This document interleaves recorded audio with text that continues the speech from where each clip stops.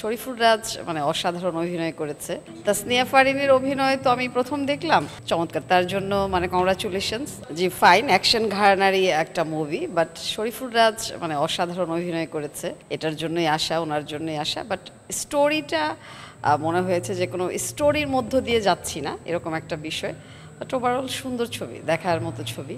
তাসনিয়া ফারিনের অভিনয় তো আমি প্রথম দেখলাম, তাতে ডিফারেন্টই লেগেছে যে একটা নারী চরিত্র এত সুন্দর করে একটা পুলিশ অফিসারকে এখানে পোর্ট্রে করা হয়েছে, চমৎকার, তার জন্য মানে কংগ্রাচুলেশনস। আরও ভালো ভালো ছবি আসুক, সেটাই চাই। বেটার করার সুযোগটা হচ্ছে যে শেষের যে এন্ডিংটা, সেখানে অ্যাকচুয়ালি কী বোঝাতে চেয়েছে সেই জায়গাটা আসলে শেষে গিয়ে মনে হয়েছে যে কম্বিনেশনটা মেলানো হয় না, ব্লেন্ডিংটা যেটা হচ্ছে ফিল্মের যে ব্লেন্ডিংটা, সেটা শেষে গিয়ে একটু সাসপেন্সের মতো মনে হয়েছে।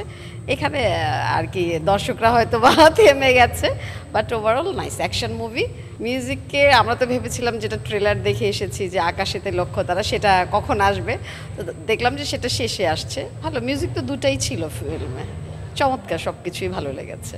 বাট অ্যাকশন ছবি হিসেবে খুবই সুন্দর ছবি। 10-এ নয়, শুধু স্টোরির জন্য 1 কম।